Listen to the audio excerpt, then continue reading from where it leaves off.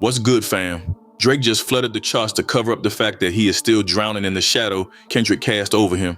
And no amount of bot-driven streams can wash away the stain that Not Like Us left on his legacy. On May 15, 2026, he became the first artist in history to occupy the top 3 spots on the Billboard 200 at the same time. While that sounds legendary, it feels more like desperate corporate energy than a real cultural moment. His main project, Iceman, debuted at #1 with 463,000 units, followed closely by Habibti and Maid of Honour to lock down the entire podium. I don't want to be number 2.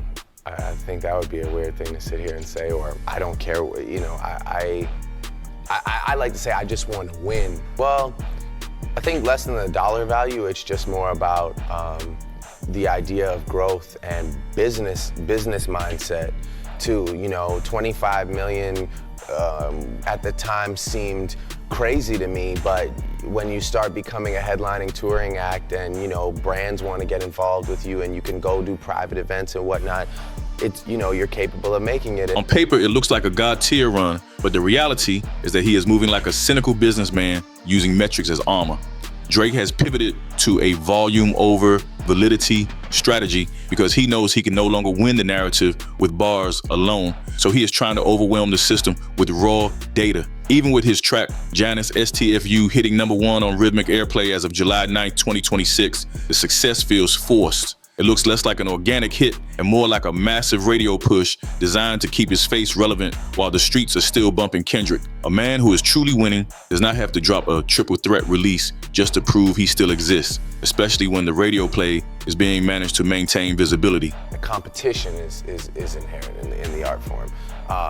Confrontation just kind of comes with the territory. Is that still something in the rap world and hip hop world, the idea that you need to be hood? This isn't about the music being undeniable anymore. It's about making the charts reflect the reality that only exists on an OVO spreadsheet. The plan is to DDoS the culture with a mediocre content so we forget he caught one of the most public beatdowns in rap history. When you look at those 463,000 units, you see a man who is terrified of silence because that is where the Kendrick verses start to echo. Drake is terrified of becoming a legacy act, so he is flooding the market with mid-tier projects to drown out the conversation about his actual standing. This move is a sign of weakness because a king who is secure in his crown does not need to release 3 albums at once. The boy is playing a numbers game because he lost the culture, and those Billboard spots are just a very expensive way to say he is still hurt. What I tried to do with this album was blur the lines so that even when I am singing. You know, I had a close friend of mine that didn't support my album, but then like supported other people's stuff, and I asked them why, and their response was, I don't want to look thirsty, and you get it. That was a tough night for me, just because I put in a lot of work, you know, and I didn't understand it really. I thought, like, at least in the rap category, I gotta have this clinched, if not anything. The industry might be clapping for the records, but the fans see this triple album dump as a man trying to buy his way out of a crisis. It is all math and no soul, which is why these numbers feel like a mirage designed to protect his ego from the reality that the crown moved to Compton. This desperation went even further when Drake broke the 2026 record for the most streamed artist in a single day on Spotify with over 140 million streams. That sounds like a heavy flex until you realize it is just a reaction to the Not Like Us fallout that turned those allegations into history. I think that I've sacrificed so much for it already and dedicated so much of my time that I have to push it as far as I possibly can. Kendrick Lamar is still living in his head rent-free after that 2025 Super Bowl. A-Line performance became the most watched halftime show ever. You cannot buy the kind of cultural impact that Kendrick has right now, no matter how many bots you put on the payroll. This whole situation has turned into a participation trophy because 140 million streams feels hollow when the culture has already evicted the OVO brand. Drake is currently trapped in a loop where every commercial win is just damage control for a loss he can never buy his way out of. Seeing the former king of the streaming era reduced to a numbers-only artist is just painful at this point. He is holding on to that 140 million stream shield like it can block a cultural knockout that landed over a year ago. You know, but those are things I'm able to let go. Like I'm not in it for like metal trophies that I could put up like on some shelf. No matter how hard his team spins these chart records, As a comeback, the world is still screaming those Kendrick lyrics right back at him. These Billboard wins are starting to look like receipts for a legacy that is currently hooked up to life support. The mask says he is winning, but the energy tells a story about a rich man who cannot accept that he is no longer the main character. Drake is busy breaking records, while Kendrick breaks the entire internet without even opening his mouth, which shows the massive gap between a businessman and a poet. He keeps chasing that 140 million stream high because it is the only thing he has left to grip. Yeah, I just really, you know, I'm the captain of a ship, and I look behind me and I see a lot of people on board, and you know, full steam ahead. I think there's something to be said for being in this perceived top spot, you know, and and I think as much as people want to be, said it. you're just going. Oh man. A shield made of data points is going to melt when a real artist reminds him why he lost. Fans can stream the song Iceman 1 billion times, and it still will not buy back the respect he traded for a few weeks at the top of a chart. Winning the numbers while losing the moment is a failure because the moment is everything in this culture. If you think the streaming numbers are a massive cope, you need to see the paperwork his lawyers are filing as of March 2026. His legal team is out here desperately trying to revive a defamation suit against UMG and Spotify that already got tossed in the trash bin. Judge Jeanette A. Vargas was very clear on October 9th, 2025, when she dismissed the entire case and labeled those Kendrick lyrics as non-actionable opinion. You said this is a more aggressive record. Some people talk about the confrontational lyrics. That's just kind of the nature of rap and hip hop music. People have to understand that, you know, it's a very unique genre in that regard.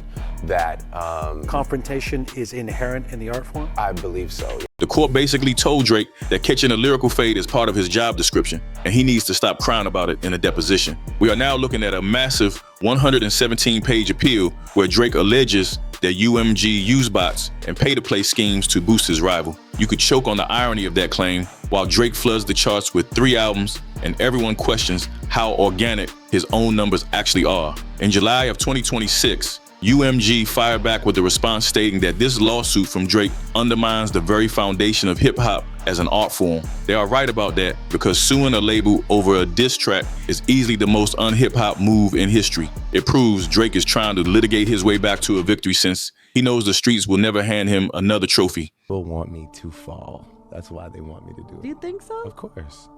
Why is that? I think there's something to be said for being in this perceived top spot, you know?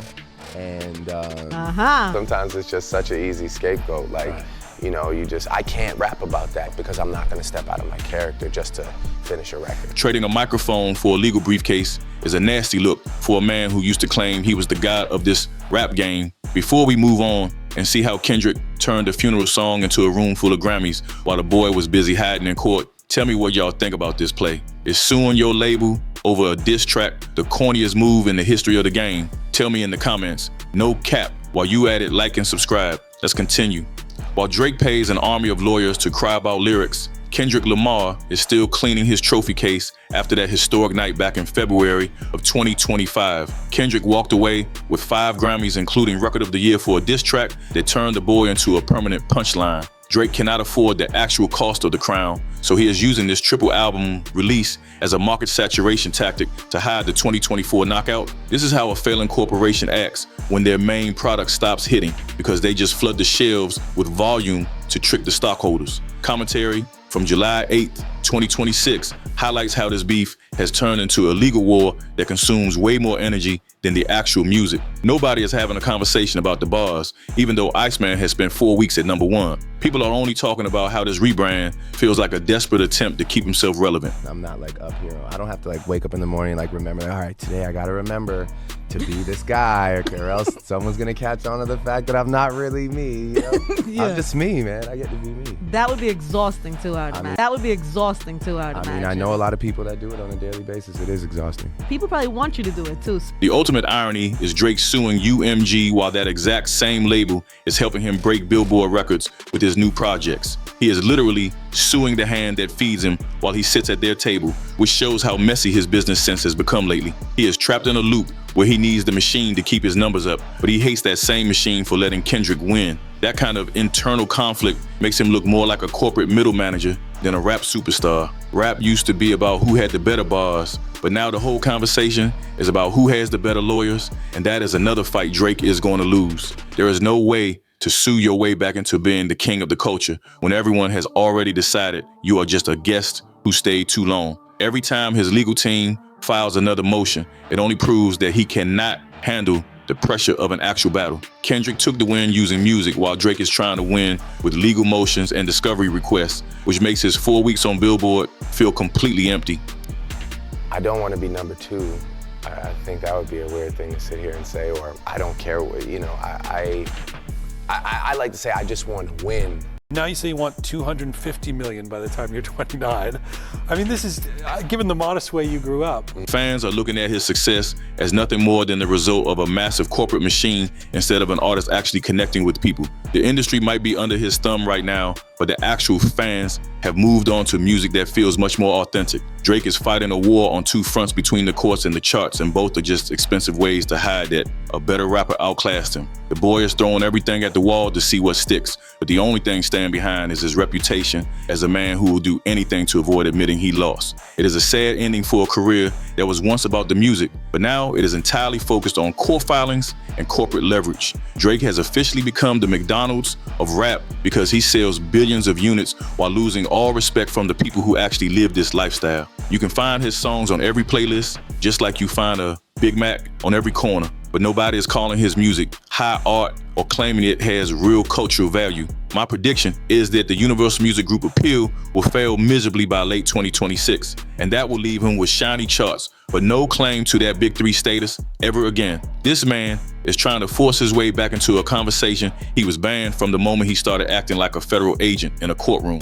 Or that the perception of you is I'm that. just the people's champ, man. I just let the people talk for me. I don't really get up here and just like, I don't have to tell you necessarily like all the things that I want you to know. I'd like for you to figure it out. Kendrick took a victory that came with a heavy creative cost, but the desperate win Drake is chasing is costing him his soul and his entire artistic legacy. Those 463,000 first week sales are actually the loudest loss in the history of rap because they prove he is just a cynical businessman gaming the system. He is playing a dangerous game with his legacy. And once you lose the respect of the streets, all the Billboard plaques in the world will not save you from being irrelevant. Numbers do not lie, but they also do not tell the whole truth about who actually runs this game when the lights go out. Before we move on and see how this legal battle plays out, tell me what y'all think. Specifically, if you think those sales numbers are actually impressive or if this is just a corporate smokescreen. Tell me in the comments, no cap. While you're at it, like and subscribe. Let's continue.